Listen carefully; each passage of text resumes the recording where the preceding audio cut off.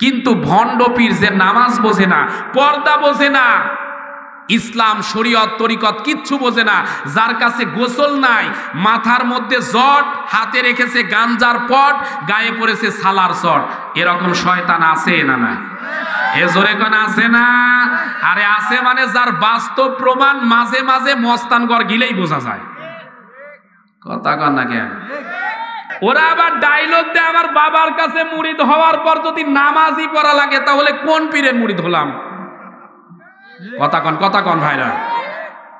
অনেকেই আবার দুই পীরের কাছে মুরিদ হওয়ার পর ভাব মারে এরকম, আরে আমি যদি জাহান্নামও যেতে লাগে আমার দুই পীর দুই হাত ধরে জান্নাতে নিয়ে যাবে। এরকম আছে না নাই? ওর বাবার কোন সাইড দিয়ে যে ধোয়া উঠবে আর বাদাম ফাটাবে ওর বাপও বুঝবে না, ওর দাদাও বুঝবে না, ওর জান্নাতে যাওয়া তো দূরের কথা। কথা কন না কেন ভাই? এখন অনেকেই চিন্তা করতেছে এই হুজুর মনে হয় পীর মাশায়েখ বিরোধী। আল্লাহর কসম, এটা কি বলেন তো? জোরে বলতে হবে। এটার নাম কি? মুসলমানের সন্তানেরা যদি এখনো চুপ থাকে তাহলে বুঝবেন মরার সময় জবান বন্ধ হবে। এই কিতাবের নাম কি? আর একটু জবান খুলে বলতে হবে, এই কিতাবের নাম কি? এই কোরআনে কারিমা হাতে নিয়ে বললাম 7 বছর পীরের মাদ্রাসায় লেখাপড়া করেছি। আপনি যেন তেন পীরের কাছে যাবেন আর আমাকে নিয়ে যাবেন, এক সবক বাতলিয়ে দিব, একটু অসুবিধা হবে না ইনশাআল্লাহ। আমি হক্কানি পীর মাশায়েখ বিরোধী নয়, আপনি হক্কানি পীর মাশায়েখ আল্লাহর ওলিদের দরবারে যান, কোরআন হাদিস শেখেন, কোনো অসুবিধা নাই। কিন্তু ভণ্ড পীর যে নামাজ বোঝে না, পর্দা বোঝে না, ইসলাম শরীয়ত তরিকত কিচ্ছু বোঝে না, যার কাছে গোসল নাই, মাথার মধ্যে জট, হাতে রেখেছে গাঞ্জার পট, গায়ে পড়েছে সালার চট, এরকম শয়তান আছে না নাই? এ জোরে কোন আছে না? আরে আছে মানে যার বাস্তব প্রমাণ মাঝে মাঝে মস্তানগড় গিলেই বোঝা যায়। কথা কন না কেন? পয়লা বৈশাখের একটা দিন আছে, কয়েক মন গাঁজা ওখানে বিক্রি হয়। এ কথা কন না কেন? এই শয়তানরা দেখবেন নামাজ পড়ে না কিন্তু জিকির করে। জিকির করা আছে না? আমি একটু বলবো। ও মুর্শিদ কইয়া যাও যাইবার কালে লইয়া যাইবানি, মুর্শিদ কইয়া যাও যাইবার কালে লইয়া যাইবানি, তোমার গায়ের পুরান চাদর, তোমার গায়ের পুরান চাদর আমায় দিবানি, মুর্শিদ কইয়া যাও যাইবার কালে লইয়া যাইবানি, মুর্শিদ কইয়া যাও যাইবার কালে লইয়া যাইবানি। এ কথা কন না মানে? এগুলো আছে না নাই? এটা কি? এই অ্যান্ড্রয়েড ফোন যাদের আছে ডাউনলোড দেওয়া লাগবে না, আপনি ডাটা অন করে এখনই লেখেন ভণ্ড পীরের জিকির। যদি এই কায়দায় ভণ্ড জিকির না আসে, আল্লাহর কোরআন হাতে নিয়ে বললাম আর ওয়াজিব বললাম। এজোরে কোন এরকম শয়তানি জিকির আছে না নাই? কেরে শয়তান, তুই জিকির করবি, আল্লাহ বল, সুবহানাল্লাহ বল, কোনো অসুবিধা আছে? তুই জিকির আজগার কর, জিকির কোরআনের শব্দ, জিকির কোরআনে আছে, কোনো অসুবিধা নেই। কিন্তু তুই আল্লাহ বলিস নি, সুবহানাল্লাহ বলিস না, কিচ্ছু বলিস নি, শুধু কুতিস কেন? এ কথা কন না কেন ভাই? এ কুতাকুতি জিকির আমাদের সমাজে আজকে আছে না নাই? আজকে কুতাকুতি জিকির হচ্ছে, কিন্তু হক কথা, হকপন্থী মানুষের আজকে মারাত্মক বিপদ হয়ে গেছে। এ মুসলমানের সন্তানেরা একটু হৃদয়ের কান দিয়ে শুনবেন, তাহলে এতক্ষণ যদি বুঝে থাকেন নামাজ ছাড়া কি আল্লাহর জান্নাতে যাওয়া যাবে? জোরে কোন যাবে? কিন্তু আজকে নতুনত্ব নিয়ে আপনাদের কাছে একটা আলোচনা শোনাতে চাই। আল্লাহর রাসূলের এমন একজন সাহাবী ছিল যে সাহাবী জীবনে এক ওয়াক্ত নামাজ পড়ে নাই, একটা রোজা জীবনে করে নাই, একটা দিনের জন্য যাকাত দেয়নি, একটা দিনের জন্য আল্লাহর রাসূলের জন্য শুধুমাত্র 1 টাকাও সদকা করেনি, কিন্তু জীবনের পরতে সে এমন একটা ভালো কাজ করেছে, ওই কাজের ওসিলায় আমার আল্লাহ পাক জীবনের সব গুনাহগুলো মাফ করে বান্দারে যদি জান্নাতে দিতে পারে। বুঝে থাকলে বলুন তো ওই আমলটা আমাদেরও করা দরকার আছে না নাই? এজোরে কোন আছে না নাই? এটা 1 নাম্বার, আজকের এটা দিয়ে মূল ফিনিশিং দিব ইনশাআল্লাহ। এজোরে কোন ইনশাআল্লাহ। 2 নাম্বার, আমাদের হাতে আঙ্গুল কয়টা বলেন তো? সবার বলতে হবে। যাদের হাতে 5টা আঙ্গুল আছে তারা হাত তুলবে, যাদের 5টা নাই নিচে নাম্বার রাখলে হবে। কয়টা হাতে আঙ্গুল? যাদের 5টা আছে টান টান হবে, যদি হাত না তোলেন হাতে প্যারালাইসিস হবে। টান টান করেন। কয়টা? হ্যাঁ না ভাই, এই 5 আঙ্গুলে আল্লাহ পাক দিয়েছেন। আল্লাহ কি চাইলে 3টা দিতে পারতেন না? 2টা, 4টা? কেন আল্লাহ পাক 5 আঙ্গুলি দিলেন? কারণ আছে না নাই? এজোরে কান আছে না নাই? কি কারণে আল্লাহ পাক 5 আঙ্গুল দিয়েছেন? যদি আপনাদের ধৈর্য থাকে বলবো ইনশাআল্লাহ। 2 নাম্বার, আমাদের হাতের তালুতে দেখেন আঁকা বাঁকা কিছু রেখা আছে, দেখেন একটু। না, আগে একটু দেখা লাগবে। আমি অন্য হুজুর না যে ওই আন্দাজি ওয়াজ করি, একটু নিজে দেখেন, আছে না? এই হাতের রেখার ভিতরে কি লেখা আছে? কোনদিন শুনেছেন এই ওয়াজ? আপনার হাতে, মানে আমার হাতে শুধু তা না, প্রত্যেকটি মানুষের হাতের তালুর ভিতরে কি লেখা আছে, এই রেখার কারণে আল্লাহ পাক আমাদের কি বরকত দেয়, এটা জানা দরকার আছে না নাই? এটা 2 নাম্বার, যদি ধৈর্য থাকে শোনাবো। 3 নাম্বার, আপনি আমি জানি গরু, খাসি, মুরগি, উট, দুম্বা, গাধা, এই জাতীয় যেগুলো প্রাণী আছে মারা গেলে খাওয়া হালাল না হারাম? একটু জোরে বলেন ভাই। যারা মরা পশু খান তারা চুপ থাকেন। এটা হালাল না হারাম? হারাম। কিন্তু আপনি আমি সবাই স্বতঃস্ফূর্ত ভাবে মাছ মারা গেলে খাই না ফেলে দেই? এজোরে কন। তাহলে মাছ মারা গেলে খাওয়া জায়েজ, গরু, মুরগি, খাসি মারা গেলে ফেলে দেওয়া হয়, জায়েজ না কেন জানা দরকার আছে না নাই? তার মানে পশু মারা গেলে খাওয়া হালাল। হালাল না হারাম? জোরে কোন, হালাল না হারাম? হারাম। এমন কি যদি জবহ ছাড়া কেউ কারো বাবার নামে যদি জবহ করে আপনি খাবেন? মুসলমান জানার পর কেউ খাবে না। কিন্তু মাছ কি কোনো দিন জবহ করতে হয় না। মাছ মারা গেলেও হালাল, জীবিত থাকলেও হালাল। মাছ হালাল, পশু মারা গেলে হারাম। কেন জানা দরকার আছে না নাই? যদি আপনাদের ধৈর্য থাকে বলবো, কারা কারা এই কয়েকটা আলোচনা শুনে আজকের মোনাজাতের দিকে যাবেন, একটু হাত দুটা দেখতে চাই। টান টান টান টান হবে। হ্যাঁ,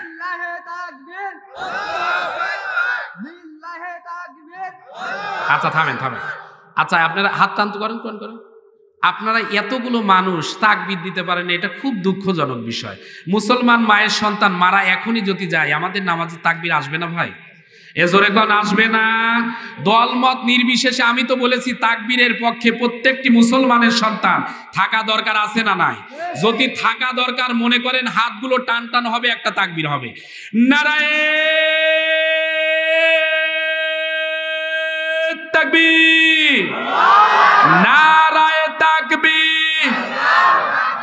হ্যাঁ না বা? তাহলে এই কয়েকটা উত্তর দিতে একটু সময় লাগবে। 1 ঘন্টা আলোচনা করব, আপনারা থাকবেন তো ভাই? ইনশাআল্লাহ ধৈর্য নিন, একটু চেষ্টা করি। এ মুসলমানের সন্তানেরা, কি সমস্যা? কে যেন কিছু বললো মনে হয়। ঘড়ি দেখতেছেন? সমস্যা? আমি উঠেছি দেরি করে, অন্তত 1.5 ঘন্টা 2 ঘন্টা তো সময় লাগবে, লাগবে না? যদি 10টাতে উঠতাম 12টাতেই শেষ করতাম ইনশাআল্লাহ, কিন্তু উঠেছি 11টারও মনে হয় কাছাকাছি হবে, তাই না? এজন্য একটু সময় লাগবে, দেওয়া যাবে না ভাইজান? হ্যাঁ, একটু সময় দেন। ইনশাআল্লাহ যত যাবে আশিকি রাসূল হিসেবে আমাদের কলিজায় রাসূলের ভালোবাসা যাদের অন্তরে আছে, প্রত্যেকের কলিজার ভিতরে ইনশাআল্লাহ রাসূলের মহব্বত ঢুকে যাবে ইনশাআল্লাহ। আর যারা দাঁড়িয়ে আছেন ভাই, এই মুহূর্তে বসতে হবে। রাসূলের মহব্বত যাদের কলিজায় আছে এই মুহূর্তে বসতে হবে। এ মুসলমানের সন্তানেরা, কথাগুলো একটু হৃদয়ের কান দিয়ে শুনবেন। যে কথাটা বলতেছিলাম, তাহলে নামাজ ছাড়া কি আল্লাহর জান্নাতে যাওয়া যাবে? এজোরে কোন যাবে? কিন্তু আল্লাহর রাসূলের এমন একজন সাহাবী ছিল, 1 ওয়াক্ত নামাজ পড়ে নাই, জীবনে 1 টাকা যাকাত দেওয়ার সুযোগ পায়নি। কিন্তু আল্লাহর রাসূলের সাহাবী হওয়ার পর এমন একটা আমল করেছে, যে আমলের কারণে আমার আল্লাহ জীবনের গুনাহগুলো মাফ করে জান্নাত দিয়ে দিয়েছে। বুঝে থাকলে বলুন তো, এই আমলটা আমরাও করতে চাই কি চাই না? এ জোরে কোন চাই কি চাই না? এরে মুমিন মুসলমানের সন্তানেরা এবার থেকে হৃদয়ের কান দিয়ে কথাগুলো একটু শুনবেন। আল্লাহ নবীজি উহুদের ময়দানে যাবে। উহুদের ময়দানে যাওয়ার আগের দিন নবী আমার মসজিদে নববীতে যখন আসলেন, মসজিদে নববীতে আসার পর হযরতে ওমর ফারুক রাদিয়াল্লাহু তাআলা আনহু তাকায়া দেখে আল্লাহর নবীর মনটা বড় ভারাক্রান্ত হয়ে আছে। নবীজির চেহারার ভিতরে মনে হচ্ছে নবী আমার রাতের বেলা ঘুমায় নাই। নবীর চেহারার ভিতরে ক্লান্তির ছাপ এসে গেছে। আল্লাহর পয়গম্বর হযরতে ওমর ডাক দিয়ে বলে, নবী গো, আপনার চেহারা দেখলে আমরা খোদার কথা ভুলে যাই। আপনার চেহারা দেখলে আমাদের মনটা শান্ত হয়ে যায়। আপনাকে দেখলে আমাদের জীবনের চিন্তাগুলো হারিয়ে যায়। ইয়া রাসূলুল্লাহ, হাবিবাল্লাহ, হুজুর গো, আজকে আপনার চেহারার ভিতরে কেন কঠিন একটা ছাপ দেখতে পাই? আপনার চেহারার ভিতরে কেন কষ্টের ছাপ দেখতে পাই? নবী আমার ডাক দিয়ে বলে, ওমর রে, আমরা আগামী কালকে উহুদের ময়দানে যাব, কিন্তু উহুদের ময়দানে যাওয়ার আগের দিনের ঘটনা আজকে আমাদের ভিতর থেকে দাড়িওয়ালা, টুপিওয়ালা, পাগড়িওয়ালা একজন হুজুর 300 লোক নিয়ে মুনাফিকি করে ভেগে গেছে। বুঝে থাকলে বলুন তো, আমাদের সমাজে আজকেও মুনাফিক আছে না নাই? জোরে কোন আছে না নাই? এই মুনাফিকদের মাথায় কিন্তু টুপি আছে, মুখে দেখবেন দাড়ি আছে, ওরে গায়ের ভিতরে জুব্বা অথবা মাথায় পাগড়ি লাগানো আছে। দেখলে মনে হয় জিব্রাইলের খালাতো ভাই এই মুহূর্তে জান্নাত থেকে পালিয়ে এসেছে। এ কথা কন, কথা কন। এরকম আল্লাহর ওলি সেজে শয়তান মার্কা মুনাফিক আছে না নাই? তবে দাড়ি, টুপি, পাগড়ি এটাকে অসম্মান করছি না, অবশ্যই এটা সুন্নাত, এতে কোনো সন্দেহ নাই। কিন্তু মাথায় টুপি পরে, মুখে দাড়ি রেখে, গায়ের ভিতরে জুব্বা রেখে যারা ইসলামের বিরুদ্ধে করে, ইসলামের বিরুদ্ধে ষড়যন্ত্র করে, এরা নিঃসন্দেহে ইসলামের প্রকাশ্য দুশমন। এরকম আছে না নাই? জোরে কোন আছে না নাই? আল্লাহ নবীজি বলেছেন শেষ জামানায় এমন কিছু আলেম হবে, তাদের পরিচয় দিতে গিয়ে আল্লাহ নবীজি বলেছেন আলেমদের প্রকার হবে 3টা। 1 নাম্বার হচ্ছে ওলামায়ে দাওলা। 1 নাম্বার কি? সবাই একটু আমার সাথে বললে দেখবেন বুঝতে পারবেন এবং মজা লাগবে। আলেমদের 3টা প্রকার বলতেছি। 1 নাম্বার ওলামায়ে দাওলা। এই 1 নাম্বার ওলামায়ে দাওলা, তার মানে আলেমদের একটা প্রকার হচ্ছে ওলামায়ে দাওলা। রাষ্ট্রীয় পৃষ্ঠপোষকতায় লালিত পালিত কিছু হুজুর নামের পশু আছে, এরা দেখবেন হকপন্থী আলেমদের বিরুদ্ধে ফতোয়া দেয়। এরকম হুজুর আছে না? কিছুদিন আগে একজন পীর সাহেব নামে একজন হুজুর ফতোয়া দিয়েছিল, কোরআনের কর্মীরা যদি মারা যায়, মারা যাওয়ার পর ওর কবরের উপর যদি ঘাস হয়, ওই ঘাস যদি গরু খায়, ওই ঘাস খাওয়ার পর গরুর যদি দুধ হয়, ওই দুধ যদি কোনো পরিবারের লোক খায়, ওর পরিবারের সাথে মেয়ে বিয়ে দেওয়া হারাম। কথা কন না কেন ভাই? মানে কোন জায়গায় নিয়ে ফতোয়া ঠেকাইছে? এ কি হুজুর না খেজুর?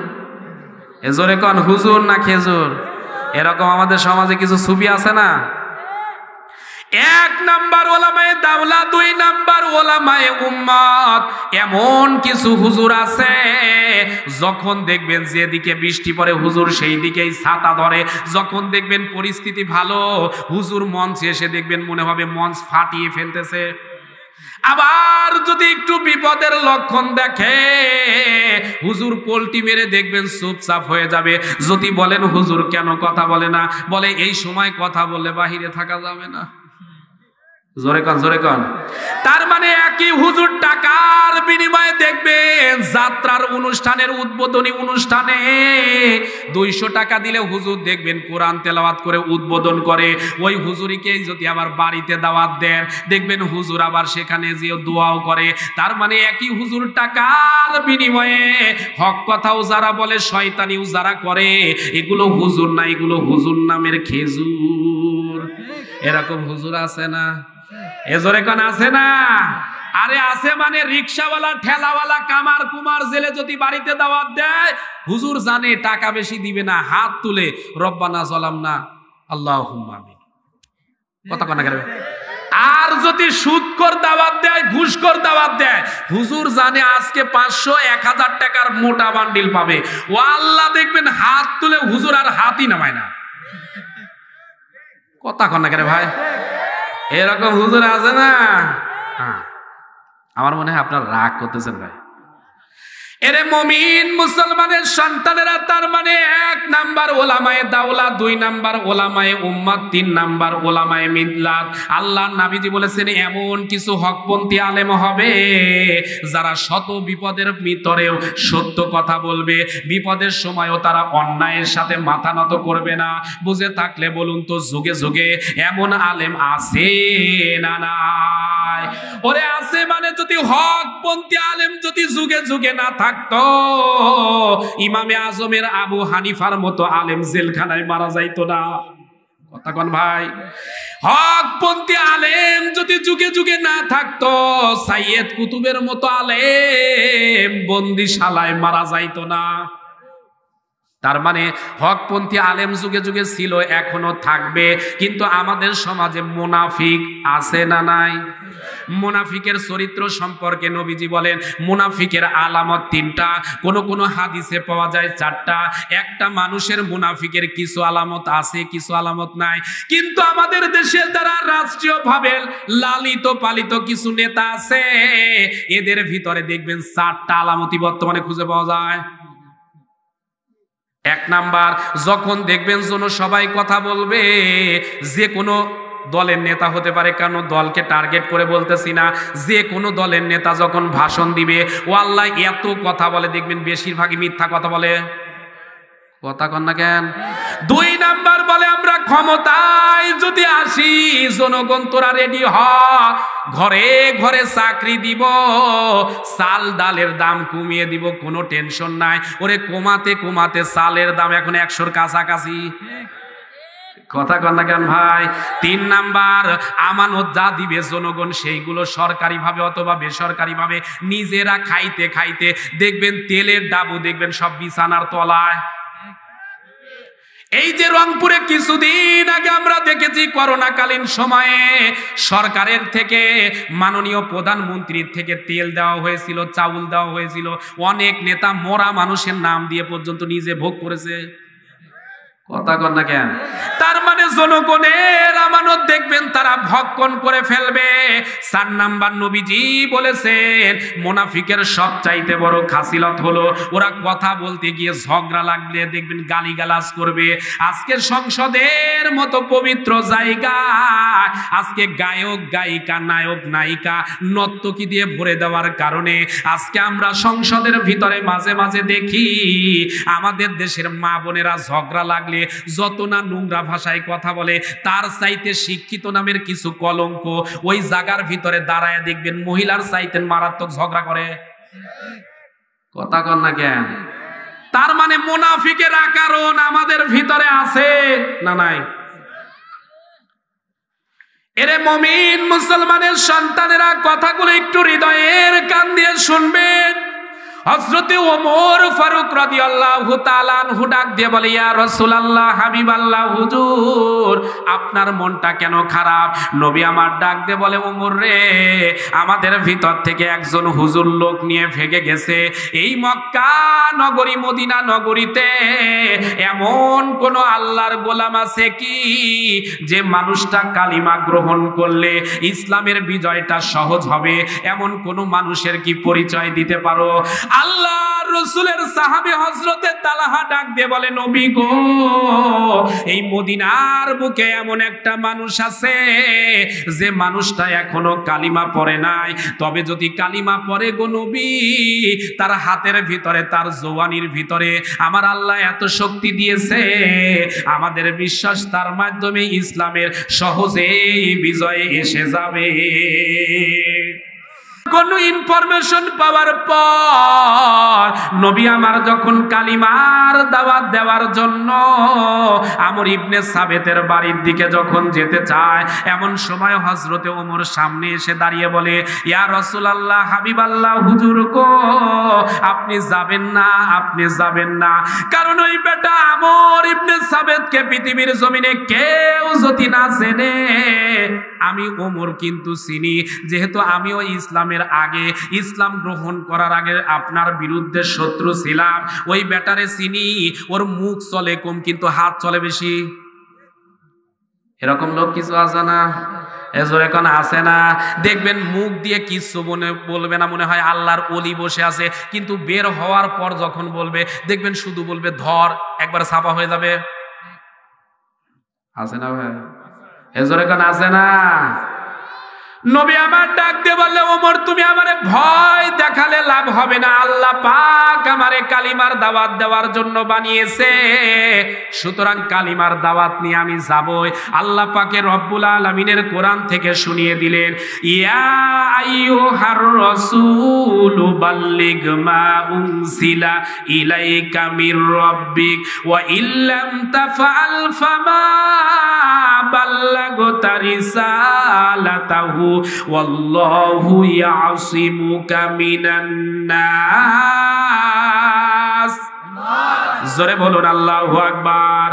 আল্লাহ রাব্বুল আলামিন পবিত্র কোরআনে কারিমা সূরা মাইদা 5 নাম্বার সূরা 6 নাম্বার পারার 67 নাম্বার আয়াতে কারিমা থেকে বলতেছি, আল্লাহ পাক রব্বুল আলামিন ডাক দিয়ে বলেন, হে রাসূল আপনি তাবলীগ করুন। তাবলীগ যদি করতে হয় কোরআনে কারিমা দিয়ে করতে হবে। বুঝে থাকলে বলুন তো, আল্লাহর রাসূলের প্রতি যে কিতাব নাজিল হয়েছে ওই কিতাবের নাম কি?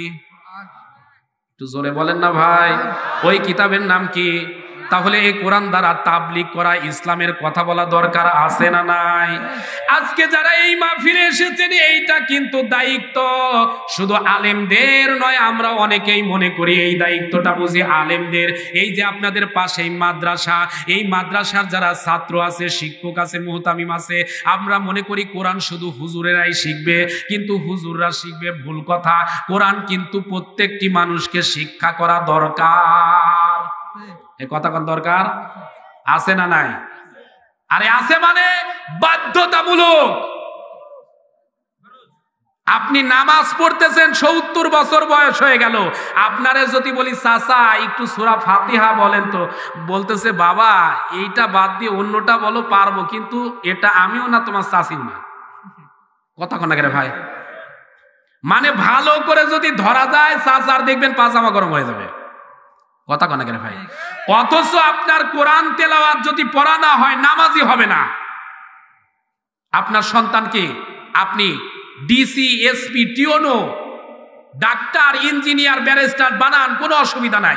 তবে আপনার সন্তানকে জীবনের প্রথম অংশে আপনি যদি ছোট্টবেলায় কোরআনে কারিমা তুলে দেন, ও আর যাই হোক না কেন, ডাক্তার হলে ভালো ডাক্তার হবে, ইঞ্জিনিয়ার হলে ভালো ইঞ্জিনিয়ার হবে, রডের পরিবর্তে অন্তত বাঁশ দিবে না।